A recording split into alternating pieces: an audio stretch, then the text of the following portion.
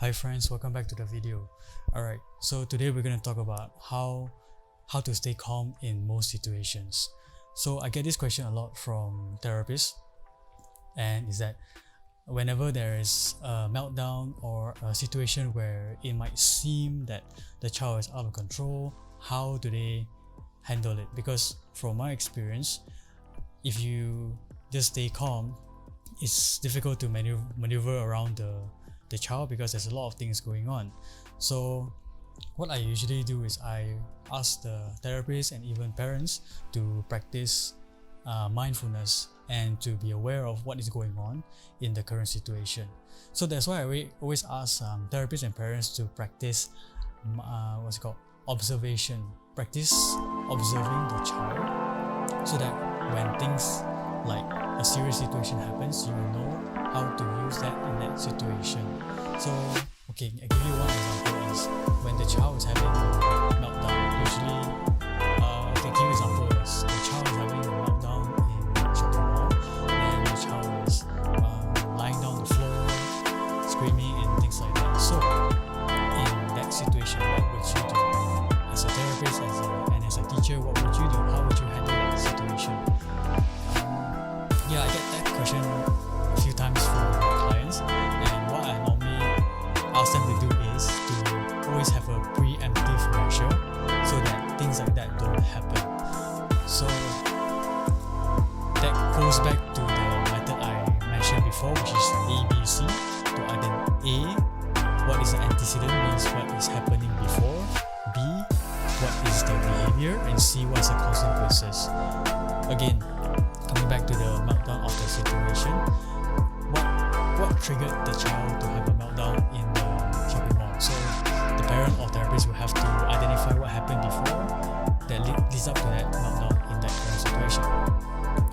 Okay, so coming back to the main point, how do you stay calm in that situation? Well, first of all, what I normally see is that teachers and parents, they will just react to the situation using their own emotions to try to balance out what's going on. So usually they will scream, they will like say stop, and even some like they don't know what to do. And I always encourage parents and teachers to do this. Okay, observe what is going on. What is the child actually doing?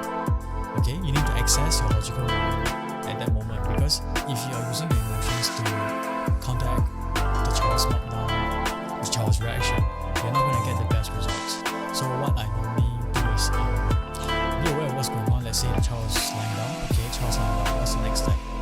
What's the next rational step to do? Instead of just like standing there and just like, oh no, what to do and things like that. So what's the next rational step?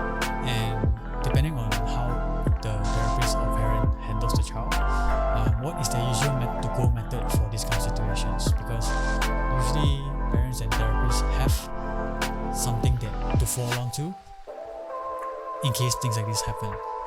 But what if the situation where this is a new child for the therapist? What happens? What to do? The therapist can just observe the child, what is going on, and then try to identify what is he reaching for, what is she trying to communicate using the behavior. Usually what we can do is we can just redirect and prompt towards a more safe location where the child can go through the meltdown, go through the sensory overload, so that number one is he doesn't harm himself, and then number two is like he doesn't harm the people around him, he or she. So that's step number one. So number one is to be able to identify yourself, right? Identify what is going on in your own thoughts and emotions, process them in real time, and then identify what you can do next. Okay, so step number two is find out why behind your reaction in terms of emotions. What I mean is, for example, usually I observe kids and they usually have this reaction of trying to be cheeky, trying to do things on your own, and as a parent or teacher or as an adult, obviously you want them to do something else, doing like therapy and things like that. So it's quite hard to just not be angry. I can understand that. Again, so it comes back to what triggered your own emotions. Like, why would you have that certain emotions toward the child? So checking in with yourself in that moment, it's like, why are you feeling like angry or frustrated? Is it because the child is not doing what you want? Is it because the child is not fulfilling the objective of the lesson? Or is it because the time is running out? Things like that. So the teacher and parents should learn to identify their emotions and learn how to use that as information to get a better outcome. Okay, so and then the third thing I want to bring up is I like the statement of like, who benefits, right? So if you're emotional and then the child is emotional, who is the one benefiting from the outcome? And usually the outcome is that the teacher or the parent gets the child to do what they want to do, and eventually the child just complies and just do whatever the adults want to do, and it's normal. But then what if the child expresses that he wants to do something else? Then it becomes like a power struggle. It becomes like a emotional havoc, and it's not a very nice situation to be in. So what I usually encourage the adults to think is, who benefits from that situation? Like, who is the one that should benefit from the situation, number one, and number two is, who is the one actually benefiting from it?